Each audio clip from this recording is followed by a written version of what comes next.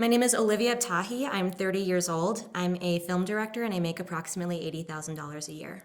I currently work at a video production company here in Colorado called Mightier. They make videos specifically for the internet, so they specialize in web style videos. I do a range of things. Sometimes I'm directing, sometimes I'm editing, other times I'm creating storyboards or scripts or just coming up with concepts for clients.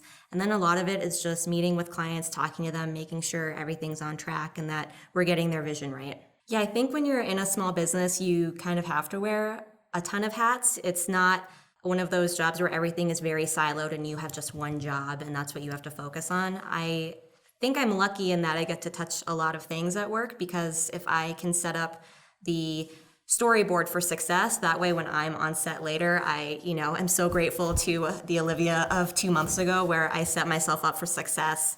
And then, going into post-production as well, making sure I'm slating in properly so that whoever's editing it, even if it's me, I'm not cursing, whoever was on set not doing their job properly. So just being thorough at every stage, because there's a very good chance I'll have to deal with it later.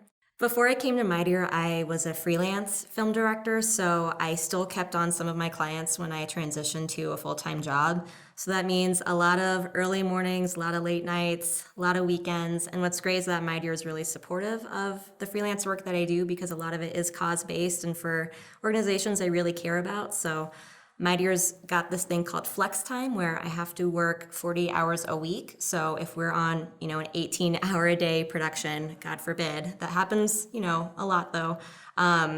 If there's an extra day at the tail end of the week, I can take that time off to focus on my freelance work as well. I think the skills that make any director successful is the ability to think on the fly and be nimble and to visualize what you're going for in your head before it actually plays out in front of you, because I guarantee the commercial that you're planning for is not the commercial that you will shoot.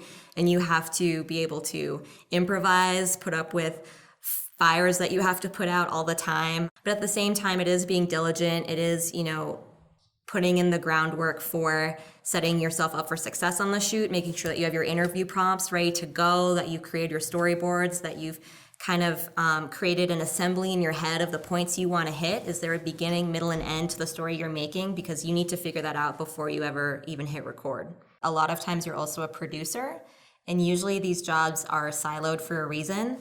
It's really tough when I'm directing and I'm interviewing somebody to be worrying about, okay, what time are we wrapping? When are we getting lunch? Is the lunch going to be cold by the time it gets there? Okay, but the PA hasn't run out and gotten lunch. And I'm literally thinking of these things while I'm talking to somebody, which isn't fair to my subject, and I should be giving them my undivided attention. And I think my goal eventually is to just have a producer to deal with that, and I hope I get to that point in my career where I have that luxury. But I do think right now at the level that I'm at, it's tough to do both jobs at once. This is my very first salaried film position after working in the film industry for 10 years now. When I graduated, it was during the economic recession, and I kind of just had to make it rain on my own and hustle as many jobs as possible. So in a sense, being able to pay my mortgage is a huge accomplishment. I never thought that would be possible with film, but in terms of being a film director, I would say my salary is on the low to average side.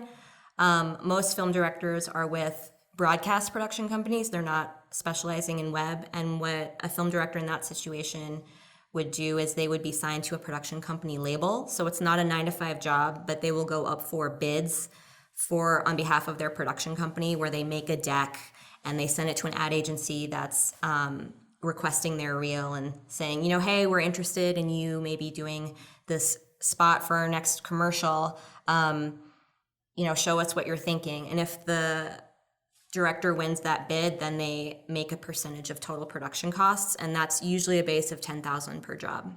I would say the range of salary would be anywhere between $60,000 if you're maybe just starting out, or you're freelance and you're kind of just making $3,000 or $4,000 each job, to as high as $300,000 a year, because you are winning so many bids and requesting higher and higher amounts per bid. Working in Denver, Colorado, it is definitely not as big a film community as traditional film communities here in the US, like New York City and Los Angeles. So working in Denver, it's kind of nice because you're, maybe a bigger fish in a smaller pond.